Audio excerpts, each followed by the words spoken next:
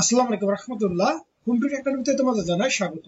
সুপ্রিয় তৃতীয় শ্রেণীর শিক্ষার্থীরা, আশা করি তোমরা ভালো আছো। আজ আমি তোমাদের সাথে আলোচনা করব বিজ্ঞানে চতুর্থ অধ্যায়ের মূলত পার্ট 3 নিয়ে মূলত আমরা আজকে আলোচনা করব। তোমাদেরকে বলতে চাই, তোমরা যদি আমার চ্যানেল নতুন হয়ে থাকো এবং এই বিজ্ঞানের ধারাবাহিক ভিডিওগুলো পেতে চাও, তোমরা অবশ্যই আমার চ্যানেলকে সাবস্ক্রাইব করে রাখবা।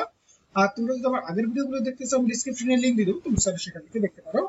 তো আমাদের দেখো পার্ট 3 এ কি বলতেছে যে বায়ু এক ধরনের পদার্থ, অর্থাৎ আমরা বলতে এখন বায়ু যে একটা পদার্থ, এই সম্পর্কে মূলত আমরা এখন জানবো। যা আমরা জানি, আমরা জেনেছি সকল পদার্থেরই ওজন ও কি আছে, আয়তন আছে। তাহলে বাতাসের কি ওজন ও আয়তন আছে? তাহলে নিচের কাজটির মাধ্যমে আমরা বাতাস একটি পদার্থ কিনা তা জানার কি করব, চেষ্টা করি। তাহলে আমাদের এখানে প্রশ্নে কি বলতেছে যে বাতাস কি একটি পদার্থ, তোমাকে প্রশ্ন করা হয়েছে। তো চলো আমরা এই প্রশ্নের উত্তরটা দেখি যে আসলে বাতাস একটি পদার্থ কি না। তার মানে আমরা উত্তরে কি বলতে পারি, হ্যাঁ বাতাস একটি পদার্থ, কারণ বাতাসের ওজন ও আয়তন আছে। যেমন একটি ফুটবলের ভিতর বাতাস না থাকলে সেটি চুপসে থাকে, বাতাস বললে সেটি কি হয়, ভারী হয়। ফলে আমরা বুঝতে পারি যে বাতাসের কি আছে, ওজন আছে। আবার বাতাসের কারণে চুপসে যাওয়া বলটির আয়তনও কি হয়, বাড়ে। যেহেতু বাতাসের ওজন ও আয়তন আছে, তার মানে এটা কি হবে, আয়তন আছে, তাই আমরা বাতাস একটি কি পদার্থ। তাহলে আশা করি তোমরা এতটুকু বুঝতে পারছো যে কেন আমরা বাতাসকে একটি পদার্থ বলবো। দেখো যে পাশের চিত্রে কিন্তু তাই, যে একটা ফুটবলের মধ্যে যখন বাতাস থাকবে তখন সে চুপসে থাকবে এবং বাতাস যাওয়ার ফলে সেটা আয়তনও বেড়ে যাবে এবং তার ওজনও বেড়ে যাবে। এই কারণে বাতাস একটা কি পদার্থ। তারা কাজ কি বলতেছে যে বাতাসের ওজন ও আয়তন আছে কিনা তা যাচাই করা। যা প্রয়োজন, একটি কি নিতে হবে, একটা বেলুন, একটি চুপসানো ফুটবল ও ফুটবলে বাতাস ভরার মতো কি নিতে হবে, পাম্প নিতে হবে, যাতে তুমি এই চুপসে যাওয়া বলটাকে বাতাস দিয়ে অর্থাৎ পাম্প করতে পারো। সেই কারণে তোমাকে একটা পাম্প নিতে হবে। ওকে, তাহলে যা যা করতে হবে, যে নিচের ছকের মতো একটি ছক তৈরি করি, ফু দিয়ে বেলুনটি ফুলাই, তারপরে বেলুনের আয়তনের কি পরিবর্তন লক্ষ্য করি এবং ছকে লিখি। তারপর চুপসানো ফুটবলটি কেমন ভারী তা আমরা কি করব, হাতে নিয়ে দেখি। এবং 4 নম্বর হচ্ছে পাম্পের সাহায্যে বলটিতে বাতাস ভরি এবং বাতাস ভরার পর বলের ওজন ও আয়তন পরিবর্তন হয়েছে কিনা তা লক্ষ্য করব। তাহলে আমাদের বাম পাশে কি দেখবে, যে বাতাস ভরালে কি হয়, আর ডান পাশে আমরা তার ফলাফল গুলো কি করব, লিখতে হবে। তাহলে এবার এই যে বাতাসের আয়তন কি আছে জিজ্ঞেস করতেছে এবং বাতাসের কি ওজন আছে, তার মানে কি আমরা একটু আগে দেখলাম যে বাতাসের আয়তনও আছে এবং বাতাসের কি আছে, ওজনও রয়েছে। তো চলো আমরা এখন দেখি যে এই কাজটা সমাধান আমরা কিভাবে করতে পারি, অর্থাৎ আমরা এরকম সমাধান নিয়ে আলোচনা করব। যে দেখো আমাদের কাজের উদ্দেশ্য কি, যে বাতাসের ওজন ও আয়তন সম্পর্কে মূলত জানাই আমাদের হচ্ছে কি কাজের উদ্দেশ্য। 1 থেকে 4 নং নির্দেশনা অনুযায়ী কাজটি সম্পূর্ণ করে নিচের ছকে লিখি। তাহলে বাতাস ভরলে কি হয়, যেমন বেলুনের আয়তন কি বেড়ে যায়, হ্যাঁ বেলুনের আয়তন বেড়ে যায়। ফুটবল কি ভারী হয়ে যায়, হ্যাঁ বাতাস ভরার পর ফুটবলটি কি হয়, ভারী হয়ে যায়। তারপরে এই ফুটবলের আয়তন কি বাড়ে, হ্যাঁ বাতাসের কারণে ফুটবলের আয়তন বেড়ে যায়। সুতরাং আমরা কি বলতে পারি, যে বাতাসের ওজন ও আয়তন কি উভয় আছে। তাহলে আশা করতে পারি এতটুকু বুঝতে পারছো।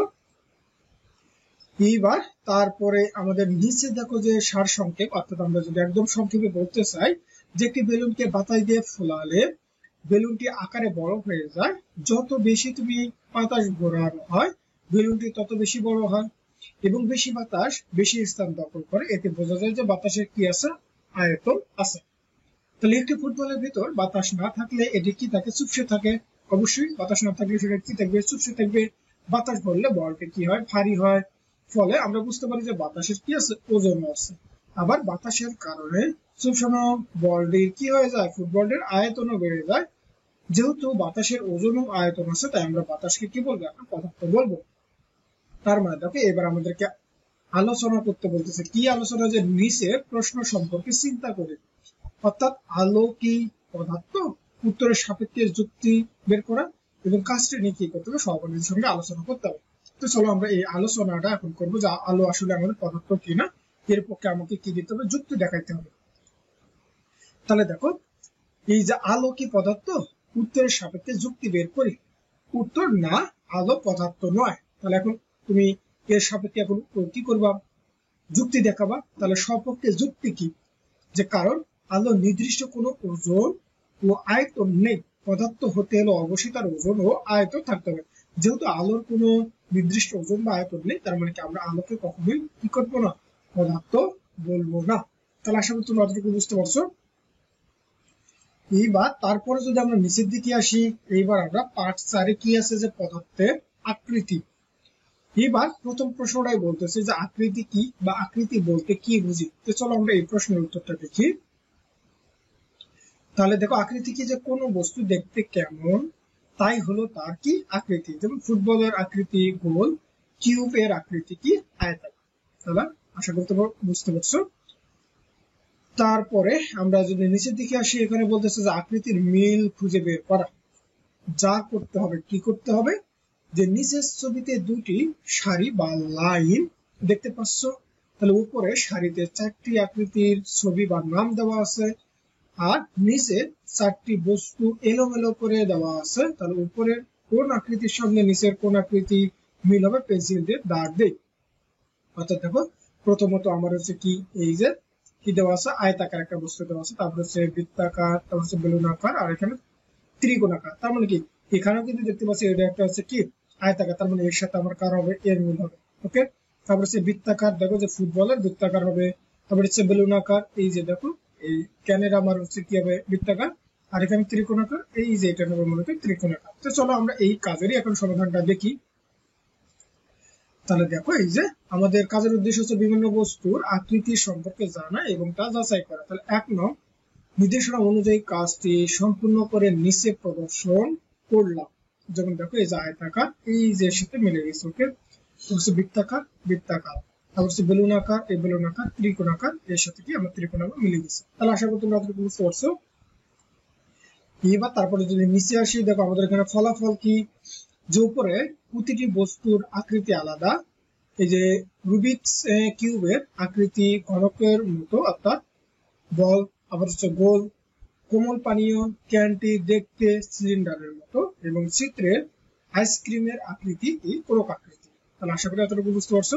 এইবার আমাদেরকে আলোচনা করতে বলতেছে, কি আলোচনা, যে দেখা গেল যে এক এক পদার্থের আকৃতি এক এক রকম। সকল পদার্থ কি একই আকৃতির থাকে? তোমাকে প্রশ্ন করছে কোন ধরনের পদার্থ আকৃতি, অর্থাৎ কোন ধরনের পদার্থের আকৃতি থাকে।